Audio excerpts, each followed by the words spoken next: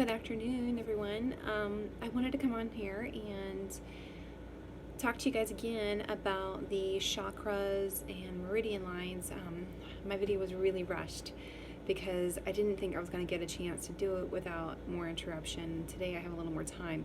So I wanted to go through sort of a sample one with you guys. This is something that I would probably do. Let's do one if I'm like really craving some food, because I think that's really where we need most of the help. Although I find myself doing more of this when I'm having anxiety anyways. So just a couple of things. One, when you're honest with yourself and with those around you, it is so much easier to not turn to like foods or foods or activities that are like not health supporting, that they're not good for you. So when you're able to actively express what you're thinking and what you're feeling, and a lot of times I find that there's a lot of people that are just really shut down to the idea of like, all of a sudden they go from being fine to being really closed off and shut down. And in the psychology world, we call this triggered. And I'm not a psychologist or anything, and I've just been studying this stuff for a really long time. And I have a lot of personal experience between my daughter and I. If you know anything about us, you know that my daughter was in treatment for over a year, and I've been in treatment for a really long time. So anyways, I'm trying to bring some of these tools to you guys. So when you're triggered, you kind of have to almost like, first of all, capture what's going on around you, and try to take a step back and see what exactly is it that may have caused that trigger. Now, sometimes we're not going to see what it is all the time. It's not always going to be super obvious. But if you can take a moment and step back, and before you react, and realize what has caused this trigger, then you can take yourself and go through some of these mantras or self-affirmations using the chakra system, the tapping chakra releasing system. So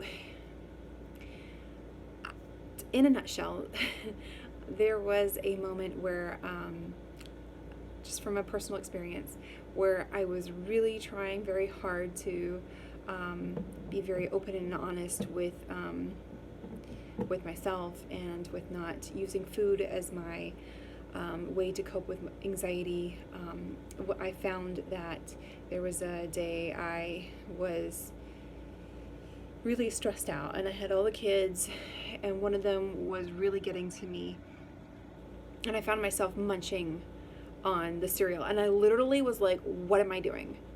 I don't need this. I'm not hungry. I pushed it aside.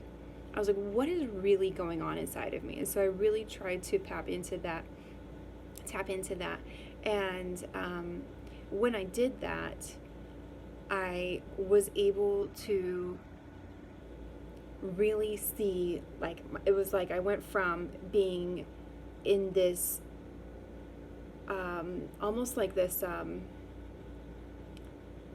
trance, like almost like this trance of just whatever's going to get me through this, whatever's going to get me through this, whatever's going to get me through this. I'm angry, I'm upset, I'm anxious.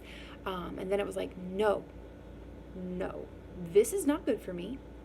Set it aside. And then what is going on? Who do I need to be honest and real with? Myself, obviously. So what do I need to be paying attention to? And when I started actually paying attention to what was going on inside of me, I realized I was really upset and stressed out with the situation that was going on. And so from there, I thought, what needs love, what needs truth, and what needs healing? And so it was an amazing transformation, and it's really stuck with me. And so I was able to voice quite a bit, and I was able to really let a lot of crap go. Like, I really let a lot of crap go in that. And now that's not to say that I won't cycle back because that does happen. We do tend to cycle back over things until we've really released everything that is kind of holding us down and making us turn towards something that causes us to shut down mentally and just go to that emotional side of our brain. Okay, we're already 5 minutes in, and I've done a lot of explaining. I might post this one and then post another video so that if you want to do the exercise, you can just do the exercise. But I do find that this works with my children. I've done it with just one, honestly, because he's very, he gets very out of control very easily. He has a lot of issues.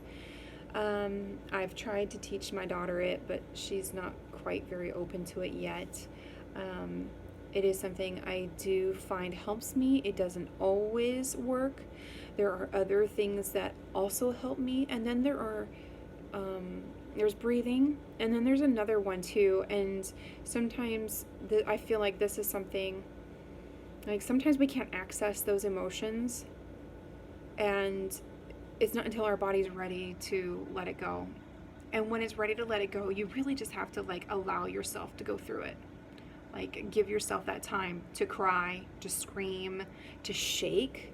If you've ever heard of shaking, like when you're scared, it is a normal response to fear.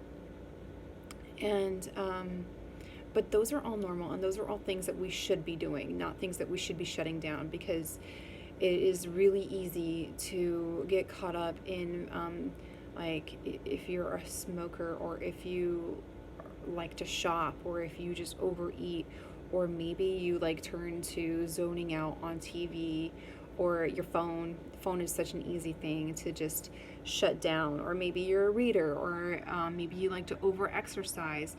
All these things take away from what's going on inside of us. And, here's another thing too, is that I share these things with you guys because I used to just do talk therapy.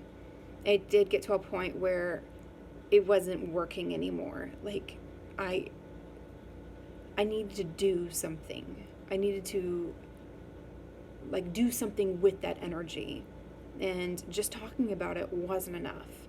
And so that's why these things have been so instrumental for me in being able to progress and keep growing as a person, and overcoming the obstacles that I face. Okay, so this was really long. I will do a next video and on just a sample tapping. Okay? Bye. Thanks for watching. I really appreciate it. I really do.